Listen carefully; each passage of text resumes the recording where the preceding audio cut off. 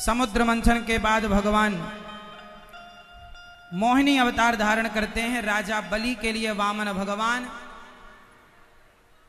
बलि पर कृपा करने के लिए 3 पग भूमि लेने गए हैं। 2 पग में सब नापा, तीसरा पग राजा बलि के माथे पर रखकर कृपा की। फिर भगवान ने मत्स्य अवतार लिया। फिर भगवान राम बनकर आए। ब्रह्मा जी सूर्य वंश में नारायण के पुत्र ब्रह्मा, फिर मरीचि, फिर इन्हीं के वंश में नभग, नभग के नाभाग के अम्बरीश, जिन्होंने एकादशी का व्रत किया और दुर्वासा जी का विमान समाप्त किया। इन्हीं के वंश में सगर, जिनके पुत्र अभिमान बस कपिल देव जी का अपमान करने से जलकर भस्म हो गए।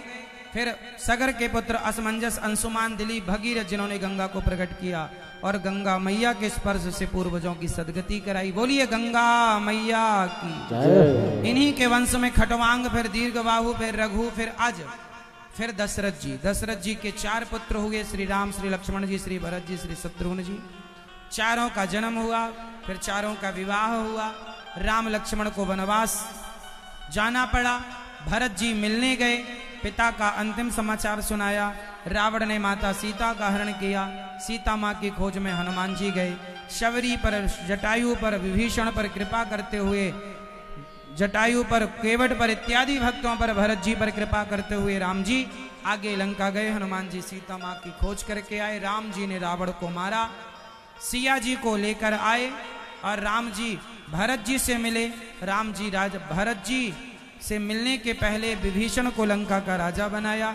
मेघनाथ को मारा गया, रावण को, कुंभकर्ण को मारा गया और विभीषण को लंका का राजा बनाया गया। राम जी राजा बने, सिया जी रानी बनी। बोलिए राजा रामचंद्र भगवान की। राम कथा वैसे तो बहुत बड़ी है, पर भागवत जी में छोटी सी है, तो दास ने भी आपको सूक्ष्म कथा सुनाई राम जी की। अब हम राम जी के बाद भगवान कृष्ण जी के जन्मोत्सव की ओर हम आपको लेकर चलना चाहते हैं। भगवान नारायण के पुत्र ब्रह्मा, ब्रह्मा से अत्रि, अत्रि से चंद्रमा, बुध, पूर्वा, आयु, नहुः से ययाति। इन्हीं के वंश में हुए हैं वसुदेव जी। वसुदेव जी का विवाह माता देवकी से संपन्न हुआ। कंस बहन को विदा करने जा रहा था। देवकी के चचेरे भाई ताऊ जी के भाई कंस थे और बहन को विदा कर रहे थे।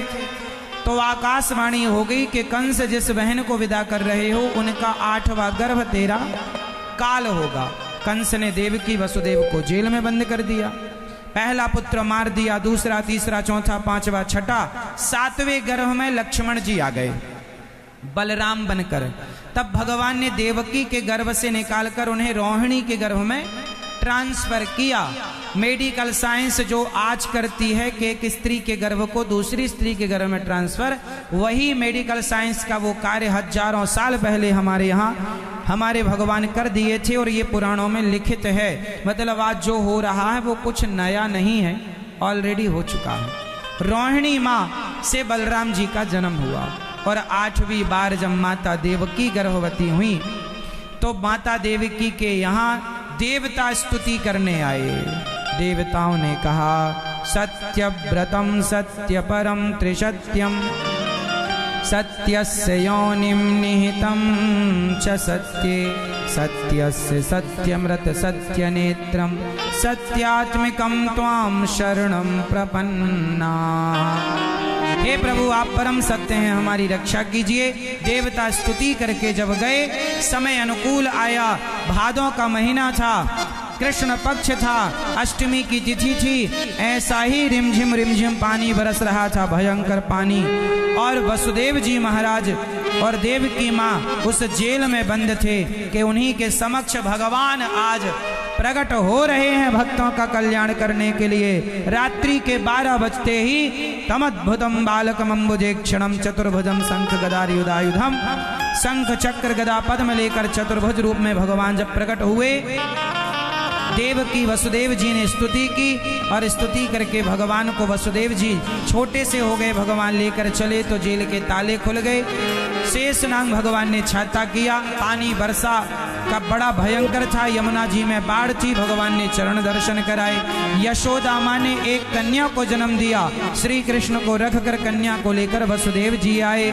जेल के ताले बंद हो गए।